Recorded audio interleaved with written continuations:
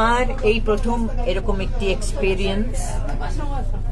আমি রাজনীতি করি না, কিন্তু রাজনীতি খুব ভালো বুঝি। ছোট্টবেলা থেকে রাজনীতির মধ্যেই বড় হয়েছি।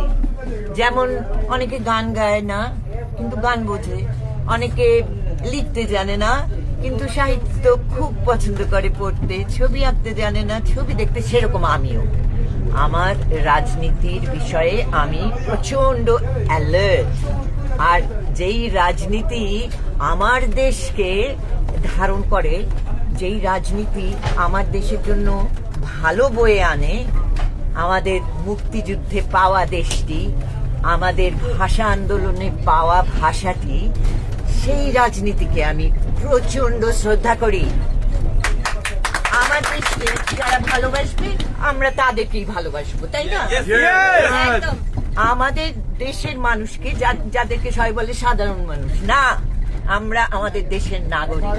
এক একজন আমরা আমাদের দেশের নাগরিক, এবং নাগরিক হিসেবে আমাদের একটা প্রচন্ড রাইট আছে। আমাদের এই রাইটটা হচ্ছে যে আমরা আমাদের ভালো চাই, এবং আমাদের ভালো যে করবে তাকে চাই।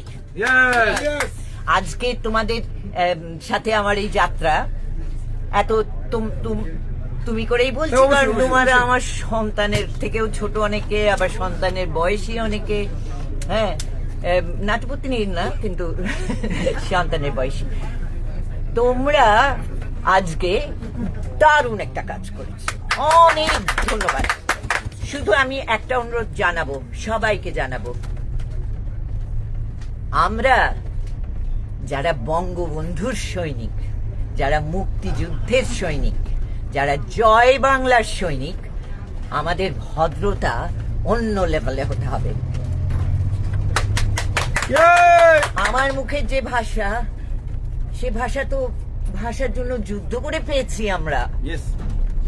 আমার মুখের ভাষা কাউকে নষ্ট করতে দিব না। হতে পারে হাদি সাহেব, সারওয়ার ফারুকী সাহেব, এনারা ওনাদের একটি ভাষা তৈরি করেছেন, হ্যাঁ, কিন্তু ওটি আমাদের বাংলাদেশের ভাষা না।